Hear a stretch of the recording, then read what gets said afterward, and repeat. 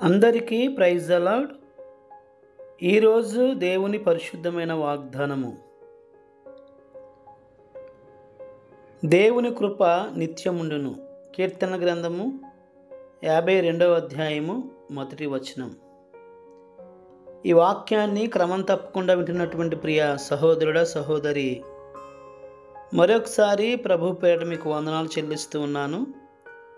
ఈ దినాన్న ప్రభు మనకు అనుగ్రహించినటువంటి వాగ్దానము, దేవుని కృప నిత్యముండును అని ప్రభు మనతోటి మాట్లాడుతూ ఉన్నారు. నిజమే, ఈ లోకంలో నిత్యము ఉండేది ఆయన కృప మాత్రమే.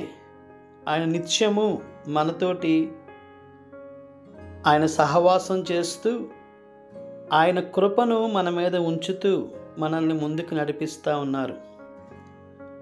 మనం బాగా గమనించినట్లయితే మనము కృపచేతనే రక్షించబడ్డామని దేవుని యొక్క వాక్యము సెలవిస్తూ ఉంది. కృప అనగా మనము దేనికి అర్హులము కాము, దానికి అర్హులయ్యేలాగా చేసేదే దేవుని కృప.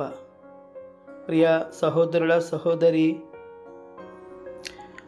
నిన్ను మనుషులు విడిచిపెట్టవచ్చు, బంధువులు మర్చిపోవచ్చు, తల్లిదండ్రులు నిన్ను పక్కన పెట్టవచ్చు, కానీ నీ కొరకు రక్తము కార్చి కలువరి శిలువలో ప్రాణం పెట్టినటువంటి యేసుక్రీస్తు ప్రభువారు నిన్ను ఏ పరిస్థితుల్లోనూ విడిచిపెట్టరు. ఆయన కృప నిత్యము నీ మీద ఉంచి నిన్ను నడిపిస్తారని వాక్యము సెలవిస్తూ ఉంది. బైబిల్ గ్రంథంలో మనం గమనించినప్పుడు అనేక మంది భక్తుల జీవితంలో ఆయన కృప నిత్యము ఉంచి వారిని ఆశీర్వదించినట్లుగా మనం చూడవచ్చు. వారి కష్టాల్లో ఉన్న, ఇబ్బందుల్లో ఉన్న, వ్యాధి బాధల్లో ఉన్న, సంతోషంలో ఉన్న, ఐశ్వర్యవంతులుగా ఉన్నప్పటికీ కూడా దేవుని కృప వారిని విడిచిపెట్టలేదు. ఎందుకంటే వారు దేవుని కృపయందే నమ్మక ఉంచారు, దేవుని మీదనే ఆధారపడ్డారు. వారి జీవితాలను ప్రభువుకి అప్పగించుకుని వారు సంతోషముగా సమాధానముగా ఈ లోక యాత్రను ముందుకు కొనసాగింపుకుంటూ వచ్చారు. కనుక నీ జీవితంలో కూడా ప్రభు కృప నిత్యము ఉండినను గమనించి ఆయన్ని ఆరాధించేవాడిగా ఉన్నట్లయితే ఆయన కృప నిత్యము నీ మీద ఉంచి నిన్ను ఆశీర్వదిస్తారని మరొకసారి ప్రభు పేరిట తెలియపరుస్తూ ఈ మాటలను ముగిస్తూ ఉన్నాను. రండి ప్రార్థన చేసుకుందాం. మా పరిశుద్ధుడైన మా పరమ తండ్రి, మరొకసారి మీకు వందనాలు స్తోత్రాలు చెల్లించుకుంటా ఉన్నాము. దేవుని కృప నిత్యము ఉండునని ప్రభువా, ఈరోజు మాతో మాట్లాడేందుకే వందనాలు. మీ కృప చేతనే మేము రక్షించబడ్డాము, మీ కృప చేతనే మేము స్థిరపరచబడ్డాము.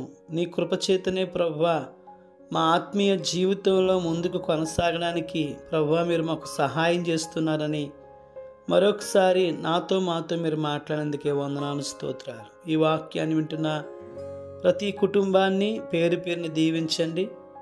వారి పట్ల మీరు ఉంచినటువంటి కృప యొక్క విలువను వారు తెలుసుకుని వారు మిమ్మల్ని ఆరాధించే వారిగా వారిని సిద్ధపరచుకుని మహిమ పొందుకోమని తండ్రి. ఇంకా ఈ కృపను ఎవరైతే పొందుకోలేదో, అయా కృపామయుడైనటువంటి మీ దగ్గరికి ఇంకా ఎవరు రాలేదో తండ్రి, వారు కూడా మిమ్మల్ని తెలుసుకోవడానికి మీరే వారి యొక్క మనోనేత్రాలు తెరిచి మీ నామానికి మహిమ తెచ్చుకోమని ప్రార్థిస్తున్నాం. సోని సిస్టర్ కొరకు ప్రత్యేకంగా ప్రార్థన చేస్తున్నాం. మీ బిడ్డకున్నటువంటి బలహీనతలను, శారీరక సంబంధమైన ఇబ్బందుల నుంచి సంపూర్ణమైన విడుదల, స్వస్థత అనుగ్రహించి మీ నామానికి మహిమ తెచ్చుకుని ఇంకా ఎవరైతే బలహీనలుగా ఉన్నారో వారిని స్వస్థపరచండి. లక్ష్మణి సిస్టర్ గురించి కూడా ప్రార్థన చేస్తూ ఉన్నాను తండ్రి. తనకు కూడా కావలసినటువంటి ఆరోగ్యం అనుగ్రహించి మీ నామానికే మహిమ తెచ్చుకోమని ప్రార్థిస్తూ సమస్తమైన మహిమను మీకు ఆరోపించుకుంటూ యేసుక్రీస్తు వారి అతి పరిశుద్ధమైన, శ్రేష్టమైన, శక్తివంతమైన నామములో స్తుతించి ప్రార్థించి బ్రతిమారి వేడుకొనుచున్నాము పరమ తండ్రి, ఆమేన్. మన పరమ తండ్రి అయిన దేవుని ప్రేమ, కుమారుడైన యేసుక్రీస్తు కృప, పరిశుద్ధాత్మని యొక్క అన్యోన్య సహవాసము కూడి ఉన్న మనకును సకల పరిశుద్ధులకును సదాకాలము తోడే నడిపించునుగాక. ఆమేన్.